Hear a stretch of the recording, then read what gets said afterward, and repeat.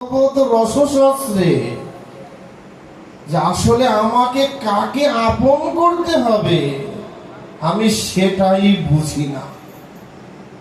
আমি জগতের সবাইকে আপন মনে করি, কিন্তু ভগবান ছাড়া জগতে কেউ কোনোদিন আপন হয়নি, হতে পারে না। শ্রুতি শাস্ত্র বলছে ভূমৈব সুখম নালবে সুখমস্তি।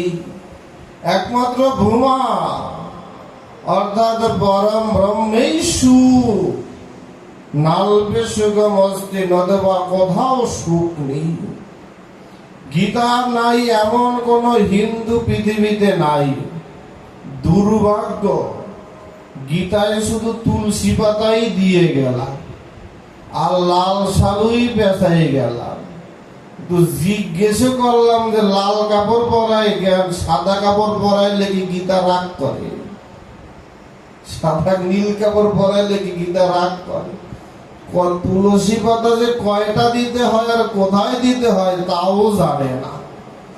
হিন্দুর ঘরে গীতা থাকে একটা কারণ, পূর্ণ সংসারের বড় একটা কারণ আছে। আপনাদের রমজানপুর আছে কিনা জানি না, একটা বিশেষ কারণ হিন্দু ঘরে গীতা রাখে, সেটা হলো কবে ঠাকুমা ময়রা যাবে আর তার বুকের উপর গীতা দিয়ে ঠাকুমারে স্বর্গে পাঠাবে। স্বর্গ মনে হয় যেন এই টর্কি বন্দরের রমজানপুর ব্রিজের এপার আর ওপার, খালি ব্যানে গেলেই হয়, এরকম মনে হয় না? এই জন্য খালি মরার জন্য অপেক্ষা করে, গীতাটা ওই দিন ধীরে ধীরে এনে গীতা বুকের উপরে যায়। এছাড়া খুলে দেখেও না যে ওর মধ্যে সাপ ব্যাং তেলা পোকা টিকটিকি আছে কিনা। এগুলো হিন্দুর কাজ। এই গীতার মধ্যে বলা আছে এ পৃথিবীতে কেউ তোমায় সুখ দেয় না, এ পৃথিবীতে কেউ তোমায় দুঃখ দেয় না। তোমার সুখের কারণও তুমি, দুঃখের কারণও তুমি। কারণ দেখবেন চৈতন্য চরিতামৃত বলছে এই কথাকে কত গভীর ভাবে বলছে।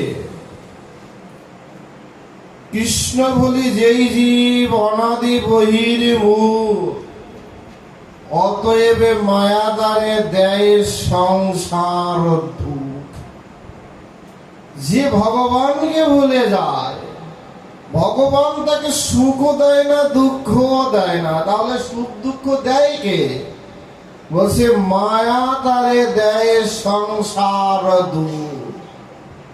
মায়া তাকে দেয়, একটি হলো যোগমায়া আর একটি হলো মহামায়া।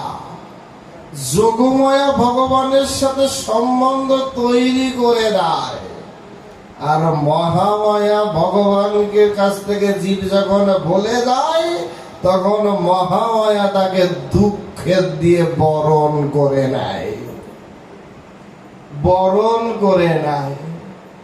এই জন্য ভগবান বলছে যে কৃষ্ণ বলি যেই জীব অনাদি বহির্মুখ, অতএব মায়া তারে দেয় সংসার দুঃখ। মাতৃ জঠরে প্রত্যেকটি জীব প্রতিশ্রুতি দিয়েছিলাম ভগবান আমি তোমার নাম করব। এখানে যদি কেউ মেডিকেল সায়েন্স নিয়ে পড়াশোনা করা থাকে তাহলে বুঝবে, বা ধাত্রীবিদ্যায় পারদর্শী হলেও বুঝবে। মায়ের গর্ভে সন্তান সপ্তম মাস পর্যন্ত থাকে উল্টোটা, মাথা থাকে উপরের দিকে, মাথা থাকে নিচের দিকে, পা দুটো থাকে উপরের দিকে।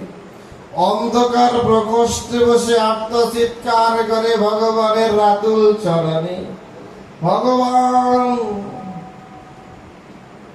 আপনারা তো মাদারীপুরের মধ্যে বসছেন, মাদারীপুর জেলখানা আছেন না? কোনদিন গেছেন? টিভিতে তো দেখছেন। জেলখানায় যারা থাকে তারা কি অনেক কষ্টে থাকে? অনেক আরাম। বাড়িতে কিনা টিনের ঘর, ছনের ঘর কিনা, এই বৃষ্টির সময় টিনের মধ্যে ফুটা লাগছে, জল পড়ে, আছে না এমন? কিন্তু ওখানে কোথায় থাকে? লাল নালামের বাড়ি, কোন আছে জল পড়ে? পাশে বসে বউ জ্ঞান জ্ঞান করে না, বাজার করো, এইটা আনো ওইটা আনো করে। সুন্দর, 3 বেলা খাবার আছে, রুটি হোক আর অন্ন হোক, আছে না? খাবার আছে, থাকার ভালো ব্যবস্থা আছে, কেউ ডিস্টার্ব করে না, তবু কেউ জেলখানায় থাকতে চায়। এত সুখ। তারপরও বাড়ি ভ্রমণ করে, টাকা পয়সা সহায় সম্পত্তি বিক্রি করে হলেও আমায় জেলখানা থেকে মুক্ত করো, করে না? বলছে অন্ধকার প্রকোষ্ঠে মাতৃ জড়ের ওই অন্ধকার কারাগারে বসে চিৎকার করে প্রতিদিন প্রতি মুহূর্ত, ভগবান তুমি আমায় অন্ধকার প্রকোষ্ঠ থেকে আলোর পথে নিয়ে যাও।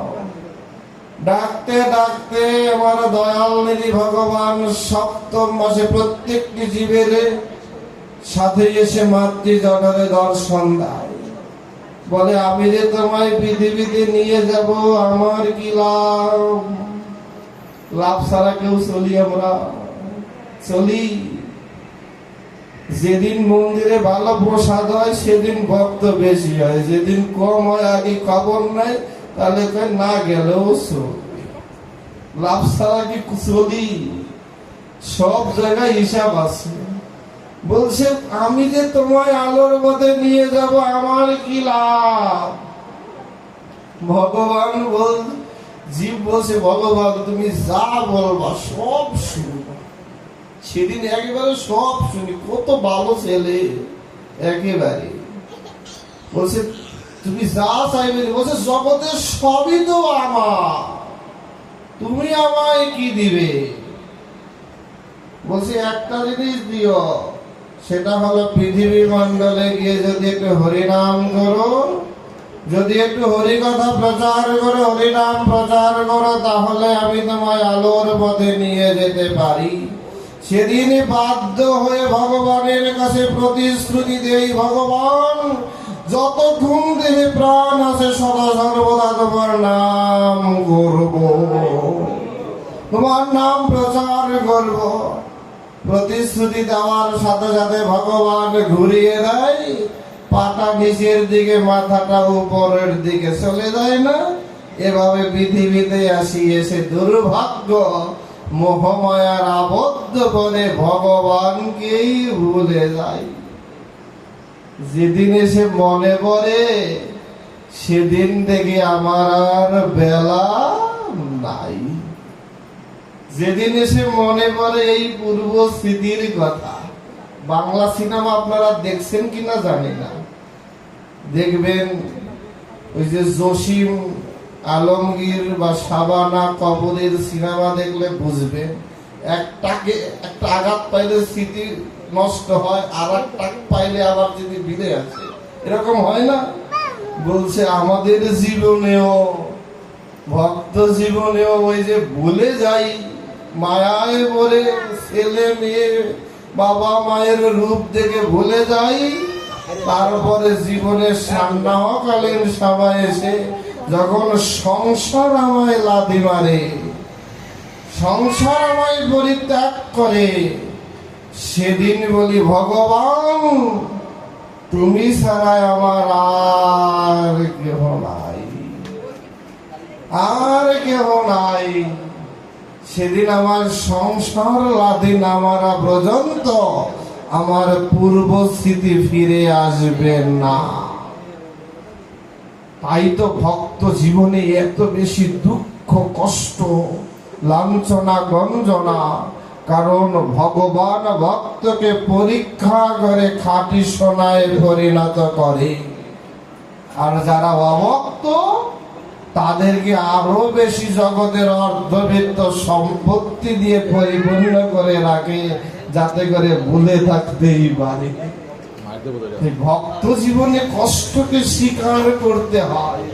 গতদিন বলেছিলাম, স্মরণে আজ থাকলে তো ভালো। ভাগবত বলছে দুঃখ সহ্য করার শক্তি যার যত বেশি, ভগবত প্রাপ্তির সম্ভাবনাও তার তত বেশি। আমরা দুঃখ সহ্য করতে চাই, শুধু সুখ চাই, সুখ চাই, সুখ চাই, দুঃখ চাই না। কিন্তু দুঃখ ছাড়া সুখ পাওয়ার কোনো সম্ভব না। এই যে আস্তে আস্তে দেখলাম পাট পচার যে কি বিশ্রী গন্ধ, অসহ্যকর না? এই কৃষক পাটের বীজ রোপণ করছে, কত যত্ন করছে, জলের মধ্যে করে এই পাট কেটেছে, ছুলেছে, এখন ভিজিয়ে রাখছে, ছুলছে, কত কষ্ট করছে। যখন 2টা টাকা পাটের বিক্রি করে যখন ঘরে আসবে, তার সমস্ত দুঃখ ভুলে গিয়ে তখন সে আনন্দে ভাসবে। যে সারা জীবন কঠোর সাধন ভজন করবে না আর শুধু সুখ পেতে চাইবে, তা কি সম্ভব? তা কি সম্ভব? শ্রীমতী রাধারানী, কৃষ্ণ চলে গেছে বৃন্দাবন থেকে ছেড়ে 10 বছর 8 মাস বয়সে। কৃষ্ণ লীলা 125 বছর। শ্রীমতী রাধারানী 100 বছর হা কৃষ্ণ প্রাণ কৃষ্ণ বলে কেঁদেছে।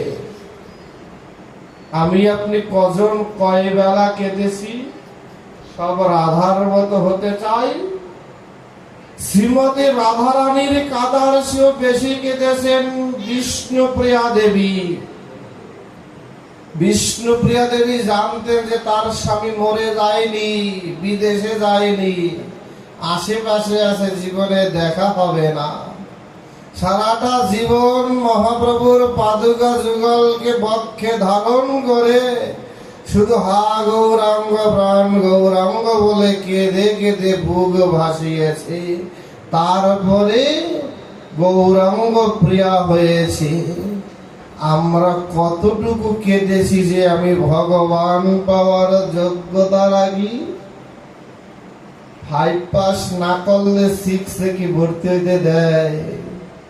আমি পড়াশোনা করব না আর ভালো রেজাল্ট করতে চাইব, কিভাবে সম্ভব?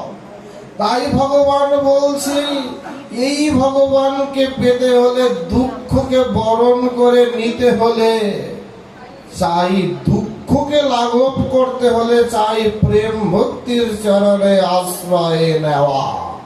তাহলে আর দুঃখ তাকে স্পর্শ করতে পারে না। যে একবার ভক্তিকে আশ্রয় করেছে, ভগবান তার সমস্ত দুঃখ হরণ করেছে। এই জন্য চৈতন্য চরিতামৃত বলছে, হরি শব্দের বহু অর্থ, 2 মুখ্যতম, সর্ব অমঙ্গল হরে, প্রেম দিয়া হরে মন। যে হরিকে ভালোবাসে, হরি তার সমস্ত দুঃখ হরণ করে আর সাথে সাথে প্রেম দান করে, প্রেম দান করে। তাই হরিকে ভালোবাসাটা তো চাই। আর যে হরিকে ভালোবাসে সে প্রেম ভক্তি লাভ করে। এই প্রেম ভক্তি লাভের উপায় কি? এটাই বলছে প্রেম ভক্তি রসরাজ নরোত্তম ঠাকুর। প্রেম ভক্তি লাভের 9টি সিঁড়ি স্তর। কি কি বলছে? শ্রদ্ধা, সাধু সঙ্গ, অনর্থ নিবৃত্তি, ভজন ক্রিয়া, নিষ্ঠা, রুচি, আসক্তি, ভাব ও প্রেম। এই জীবনে যদি শ্রদ্ধা আসে তাহলেই সে সাধু সঙ্গ করায়। আর যার জীবনে একবার সাধুর কৃপা হয়েছে তার জীবনে ভজন এমনিই চলে আসে। কারণ শাস্ত্র বলছে, সাধু সঙ্গ সর্বশাস্ত্রে কয়, লবমাত্র সাধু সঙ্গে সর্বসিদ্ধি হয়। যা ভগবানও দিতে পারে না তা সাধু দিতে পারে। কিন্তু ধরার মতো ধরাটা তো চাই, ধরার মতো ধরাটা তো চাই। আমি ধরতেও জানি না।